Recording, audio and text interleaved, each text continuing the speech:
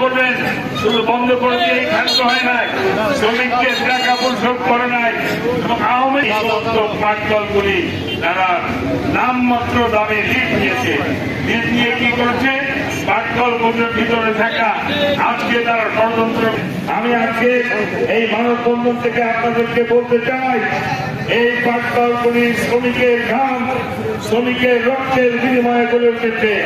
বাংলাদেশ জাতীয় বিদ্যুৎ পাটকল হবে 3টি এবং এই 3টি পাটকল করতে চান আমাদের শ্রমিকদের রক্তের উপরে তাদের কাছ থেকে আমাদের যন্ত্রপাতিগুলিকে আমরা রক্ষা করব। বিএনপি মহানগর আপনাদের পাশে আছে, আপনাদের পাশে থাকবে। আমরা আপনাদের পাশে থেকে আপনাদের আন্দোলন সংগ্রাম ন্যায্য দাবিতে তিনি আপনাদের এখানে দাঁড়িয়ে বিপুল চক্রে দাঁড়িয়ে তিনি বলছেন যে ইনশাল্লাহ যদি বিএনপি ক্ষমতা অঞ্চলকে সেই আগের জায়গায় আগের অবস্থায় ফিরিয়ে নিয়ে যাওয়া হবে।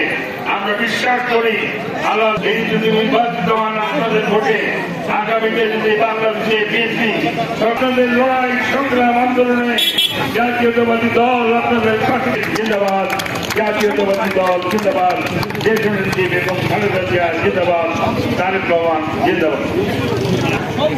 এই পর্যায়ে আজকের মানববন্ধন সমাপনী আমরা এখনই শেষ করব। আমি তাদেরকে বলতে চাই, শ্রমিক কর্মচারী না পাওয়া পক্ষ থেকে ঘনিষ্ঠতলা বিএনপি এবং সকল অন্য সংগঠনের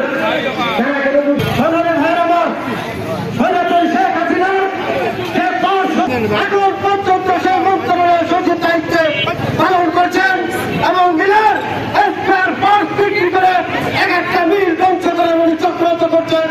আমরা এই মানববন্ধন কর্মসূচি থেকে বলতে চাই, সচিব আব্দুর রব অনতি বিলম্বে তার থেকে বসবাস করার দাবি জানিয়ে আমি এখানকার দোকানদার ভাই এবং সিনিয়র সভা আজকের মানববন্ধন এখানে